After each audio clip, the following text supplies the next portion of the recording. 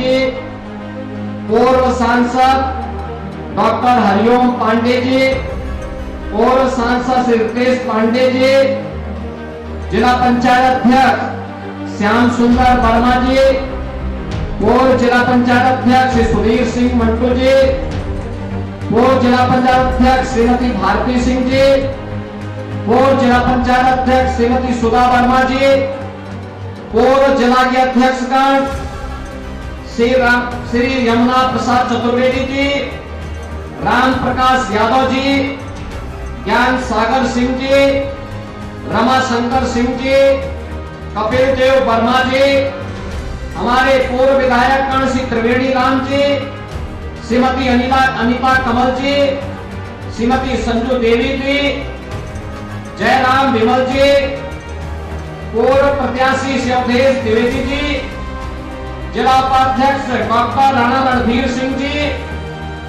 वरिष्ठ समाज सेवी श्री अजीत सिंह जी, ब्लॉक प्रमुख प्रतिनिधि राणा वीर सिंह वीरू जी, ब्लॉक प्रमुख कटेरी अनिल कुमार वर्मा जी, जिला अध्यक्ष सुभाषता श्री जगलाल राजभर जी, जिला अध्यक्ष अपना दल श्री फूलचंद पटेल जी, भारतीय जनता पार्टी और एनडीए के हमारे सभी पदाधिकारीगण और जिन्हें आशीर्वाद देने के लिए आज यहाँ पर आप सब एकत्र हुए हैं।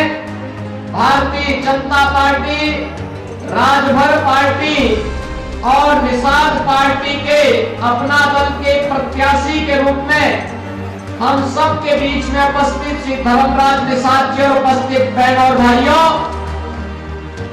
मैं सबसे पहले आज स्नान का दिन है, कार्तिक पूर्णिमा का पावन पर्व है। आप सबको कार्तिक पूर्णिमा की हृदय से बधाई देता हूं। आज पूरे देश के अंदर जनजातीय गौरव दिवस का भी आयोजन हो रहा है। मुझे लखनऊ में आज गुरुद्वारा में गुरु नानक देव जी के प्रकाश पर्व और साथ साथ जनजातीय दिवस गौरव दिवस के अवसर पर भगवान बिरसा मुंडा की पावन जयंती में भी भाग लेने का अवसर प्राप्त हुआ। मैं इसके साथ ही यहाँ पर मातृ और पितृभक्ति के आदर्श महात्मा श्रवण की इस पावन धरा को कोटि कोटि नमन करता हूं। बहनों और भाइयों, यह अवध प्रांत की भूमि है। मर्यादा पुरुषोत्तम भगवान श्री राम और निषाद राज की मैत्री की भूमि है। मैं आप सबका इस अवसर पर कार्तिक पूर्णिमा की बधाई और शुभकामनाएं आप सबके प्रति करता हूं। बहनों और भाइयों, लोकसभा का चुनाव संपन्न होने के बाद आज हम विधानसभा उपचुनाव में आपके बीच यहां पर हैं। मुझे केवल आपसे एक बात कहनी है और वह यह कहनी है कि आपने 10 वर्ष में प्रधानमंत्री मोदी जी के नेतृत्व की एक ऐसी सरकार देखी है जो बिना रुके, बिना टिके, बिना हटे देश की सुरक्षा के लिए, गरीबों के कल्याण के लिए, विकास के बड़े बड़े कार्यों को आगे बढ़ाने के लिए लगातार कार्य की है।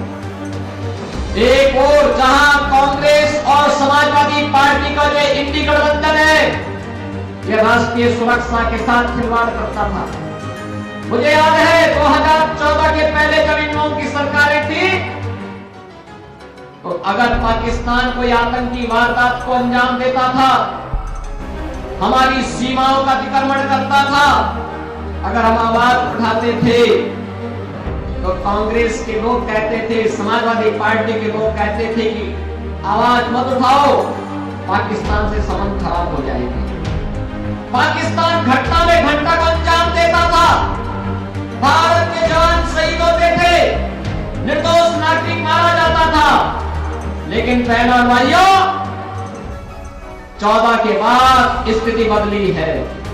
आज कोई भारत की सीमा का अतिक्रमण नहीं कर सकता और हर एक को मालूम है कि अगर सीमा का अतिक्रमण करेगा तो भारत फिर उसको बख्शेगा नहीं।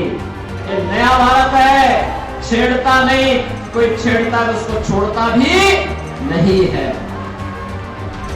बहनों और भाइयों, यही स्थिति देश के कीचड़ धारा 370 को लेकर के थी। कश्मीर में कांग्रेस कहती है कि धारा 370 फिर से लाएंगे। बहनों और भाइयों, धारा 370 का मतलब आतंकवाद की पुनर्वापसी। यह देश अब आतंकवाद को बर्दाश्त नहीं करेगा, आतंकवाद का खात्मा करके रहेगा। देश के अंदर आतंकवाद, नक्सलवाद पूरी तरह समाप्त होगा। भारत को फिर से विकसित भारत के रूप में स्थापित करने के मोदी जी के अभियान के साथ हम सबको जुड़ के काम करना है।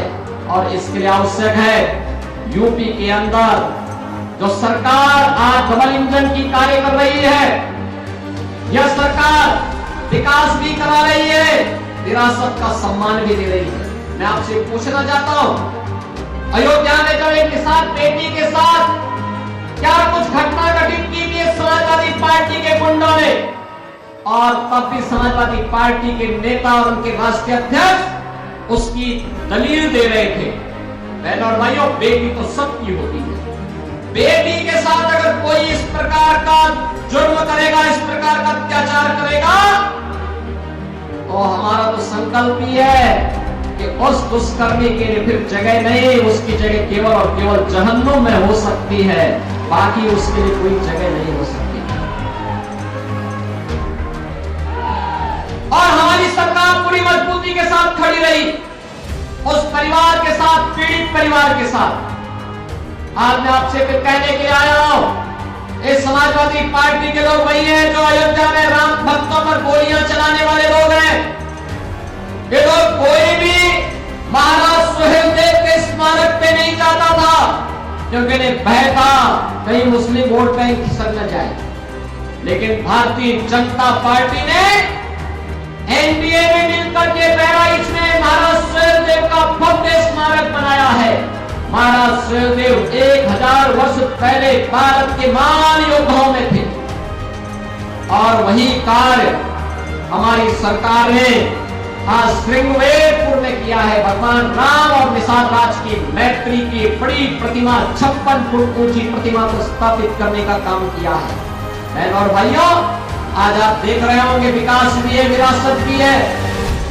विकास के लिए बड़े बड़े कार्य, हाईवे बन रहे हैं, गांव-गांव की कनेक्टिविटी बन रही है, मेडिकल कॉलेज बन रहे हैं, इंजीनियरिंग कॉलेज बन रहे हैं, आईआईटी, एम्स, रेलवे, एयरपोर्ट, ये सब का काम तो हो ही रहा है। लेकिन साथ साथ विरासत का सम्मान करने के लिए और अपने पूर्वजों का हम कोई जवाब दे सके, इसके लिए अयोध्या में भगवान राम का भव्य मंदिर का निर्माण के साथ साथ रामलला का विराजमान होना भी यह हर भारतवासी को गौरवान्वित करता है।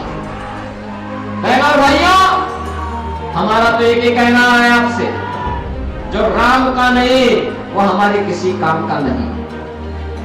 हमारी प्रेरणा तो एक ही बात को लेकर के है कि जाके प्रिय राम वेदे ही तजिए ताई कोटि पैरी सम यद्यपि परम स्नेही।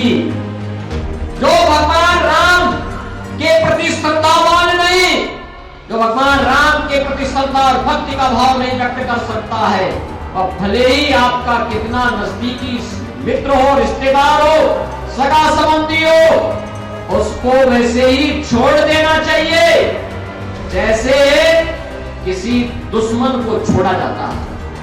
बहनों और भाइयों, एक सनातन वाक्य है, और यहां पर तो आपके सामने परम राम भक्त धर्मराज निषाद को भारतीय जनता पार्टी और एनडीए ने प्रत्याशी बनाकर के आपके बीच उतारा है। आपने पिछले 2 वर्ष 2 महीनों के दौरान कटहरी में हो रहे विकास के कार्यों को आगे बढ़ते हुए देखा होगा, यहाँ की कल्याणकारी योजनाओं को आगे बढ़ते हुए देखा होगा। अच्छा जनप्रतिनिधि चुना जाएगा, याद रखना, वृद्धजनों को वृद्धावस्था पेंशन, निराश्रित महिलाओं को निराश्रित महिला पेंशन, दिव्यांग जनों को दिव्यांगजन पेंशन, हर गरीब के घर में रसोई गैस का सिलेंडर, हर गरीब के घर में उसका स्वयं का राशन कार्ड, हर गरीब के घर में 5 लाख रुपए का आयुष्मान कार्ड। जिस गरीब का अपना मकान नहीं, उसको मकान बनाने की सुविधा भी होगी, और जिस गरीब के पास रोजगार नहीं उसके लिए रोजगार की सुविधा भी होगी। यह भारतीय जनता पार्टी की सरकार आज आपको देने के लिए पूरी प्रतिबद्धता के साथ काम कर रही है। और इसीलिए हमारी सरकार ने तय किया है, इसीलिए हमारी सरकार ने तय किया है कि जीरो पॉवर्टी के लक्ष्य को प्राप्त करेंगे, यानी गरीबी पूरी उन्मूलन की दिशा में हर गरीब को हम सशक्त बना करके स्वावलंबन की ओर अग्रसर करेंगे। इसके लिए सर्वे का काम चल रहा है। जिसके पास मकान नहीं मकान मिलेगा, जिसके पास आयुष्मान का कार्ड नहीं आयुष्मान का कार्ड मिलेगा, जिसके पास राशन कार्ड नहीं उसको राशन कार्ड मिलेगा, जिसके पास पेंशन की सुविधा नहीं उसको पेंशन मिलेगा, जिसके घर में बिजली नहीं वहां बिजली मिलेगी, जिसके घर में पानी नहीं उसको पानी देने का काम करेंगे। बिना भेदभाव के सबका साथ और सबके विकास के साथ कार्य आज सरकार आगे बढ़ाने का काम कर रही है।